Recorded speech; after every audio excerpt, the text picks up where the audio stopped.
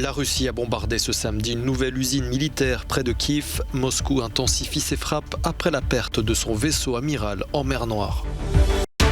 À l'est de l'Ukraine, l'armée russe bombarde les villes et les raffineries alors que des combats ont lieu sur toute la ligne de front de la région de Donetsk.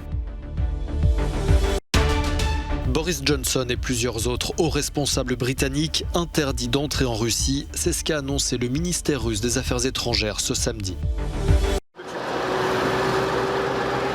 Une nouvelle usine militaire ukrainienne a été prise pour cible par la Russie près de Kiev ce samedi matin. Le bombardement qui a eu lieu à Darnitsky a visé une usine qui fabrique notamment des tanks. Moscou a revendiqué la frappe. Des armes aériennes de haute précision à longue portée ont détruit les bâtiments de production d'une usine d'armement à Kiev et un atelier de réparation d'équipements militaires à Myrolaïv. La veille déjà, les Russes avaient visé une usine de la région de Kiev qui fabriquait les missiles anti-navires Neptune, missiles avec lesquels les Ukrainiens disent avoir tiré sur ce navire, le Moskva, fleuron de la flotte russe en mer Noire, et qui a coulé depuis. Moscou, qui n'a pas officiellement reconnu le rôle des missiles ukrainiens dans cette destruction, ne décolère pas et promet d'intensifier ses frappes dans la région de Kiev.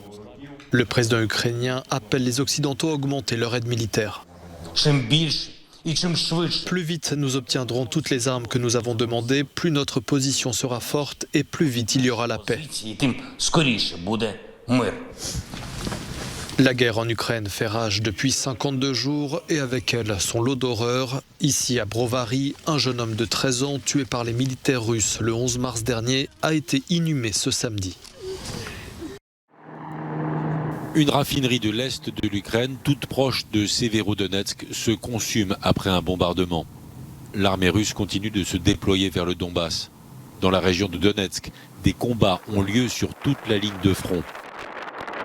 À Mariupol, dans le dernier bastion où ils résistent, les soldats ukrainiens disent que la situation se détériore, que l'artillerie russe se renforce, alors que plus au nord, Kharkiv est elle aussi la cible des bombardements. La seconde ville du pays est visée quasi quotidiennement par des frappes meurtrières. Selon les autorités ukrainiennes, le bombardement de samedi a touché un quartier résidentiel et fait au moins un mort et 18 blessés. Les pompiers disent avoir réussi à évacuer 65 personnes des bâtiments en feu. Selon les autorités locales, au moins 10 personnes ont par ailleurs été tuées par des tirs russes sur des bus qui tentaient d'évacuer des civils de Kharkiv. Au nord de Kiev, les secouristes fouillent les ruines des immeubles de Tchernihiv. La ville a essuyé un long siège et des bombardements incessants lors de la première partie de l'invasion. Le bilan ukrainien fait état d'au moins 200 civils tués et de centaines d'autres blessés. Le Premier ministre britannique, persona non grata en Russie. C'est ce qu'a annoncé ce samedi le ministère russe des Affaires étrangères. Moscou a décidé d'interdire d'entrer en Russie Boris Johnson, mais aussi plusieurs autres hauts responsables britanniques, comme le vice-premier ministre Dominic Raab, le ministre de la Défense Ben Wallace, la ministre des Affaires étrangères Liz Truss, mais aussi la première ministre d'Écosse Nicola Sturgeon, ou encore l'ancienne première ministre Theresa May. La Russie a justifié ces décisions comme une réponse aux sanctions britanniques prises contre Moscou suite au déclenchement de la guerre en Ukraine. Des sanctions qualifiées par Moscou d'actions hostiles sans précédent de la part de Londres. Parmi les dernières sanctions prises par Londres, début avril, figure notamment l'interdiction d'entrer sur le territoire britannique pour les filles du président Vladimir Poutine et celle du chef de la diplomatie Sergueï Lavrov, ainsi que le gel de leurs éventuels avoirs. Deux manifestants solitaires contre la guerre en Ukraine ont vite été appréhendés à Khabarovsk, à l'est de la Russie. Sur leur panneau, l'un avait écrit « Je n'ai pas peur » et l'autre « Boutcha, ne croyez pas à la propagande du Kremlin ».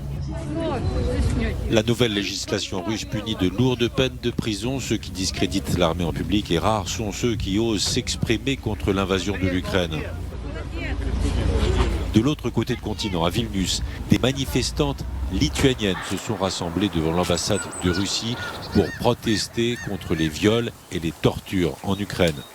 La performance a duré une vingtaine de minutes et les organisateurs disent s'être inspirés d'une manifestation similaire cette semaine devant l'ambassade de Russie à Tallinn.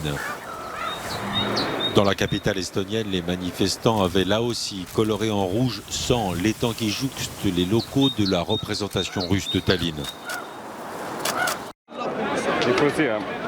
Quelques 200 personnes ont manifesté ce vendredi en Suède pour dénoncer le rassemblement du mouvement anti-immigration et anti-islam Ligne Dure, dirigé par le dano-suédois Rasmus Paludan, actuellement en tournée en Suède.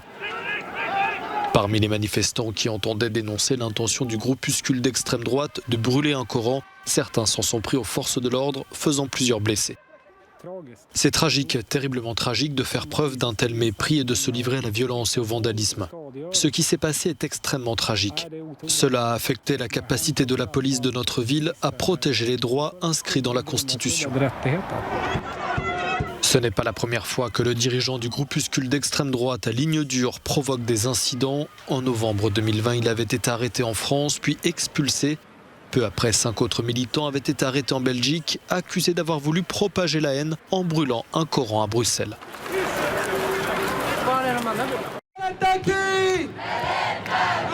À 8 jours du second tour de l'élection présidentielle française qui opposera le président sortant Emmanuel Macron à la candidate d'extrême droite Marine Le Pen, plusieurs milliers de manifestants et manifestantes sont descendus dans les rues de France pour dire non à l'extrême droite. Le président sortant n'a pas pour autant été épargné par les slogans.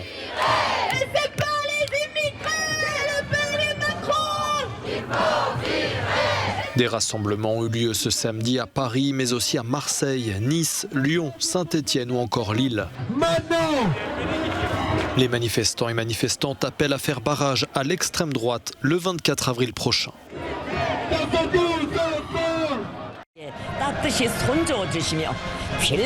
Pyongyang a célébré ce vendredi le 110e anniversaire de la naissance de Kim Il-sung, le fondateur de la Corée du Nord et grand-père de l'actuel dirigeant Kim Jong-un, que l'on voit ici sur ces images, saluant la foule. La date du 15 avril, appelée Jour du Soleil, est l'une des dates les plus importantes du calendrier nord-coréen. Pour ce 110e anniversaire, la Corée du Sud et les États-Unis s'attendaient à une parade militaire et à un probable essai nucléaire de la part de la Corée du Nord, mais Pyongyang a finalement opté pour un défilé de civils. Ces commémorations interviennent 3 semaines après le plus grand essai de missiles balistiques intercontinental de l'histoire du pays actuellement en proie à une grave crise économique aggravée par les sanctions internationales. Des militants du mouvement écologiste Extinction Rebellion ont bloqué samedi matin la circulation d'une partie des grands boulevards parisiens en plein cœur de la capitale française. Les activistes estiment que le débat de l'élection présidentielle ne réserve pas une place suffisante aux questions environnementales et veulent une grande agora citoyenne pour discuter de l'urgence climatique. Une baleine s'est échouée sur une plage à peine 25 km de Lisbonne au Portugal. L'animal est resté hors de l'eau une journée entière et malgré tous leurs efforts mis en commun, les vacanciers et les autorités maritimes n'ont pas réussi à sauver le cétacé. Selon les premiers éléments de l'autopsie, la baleine présentait des plaies profondes qui pouvaient avoir été causées par la collision avec un navire en haute mer.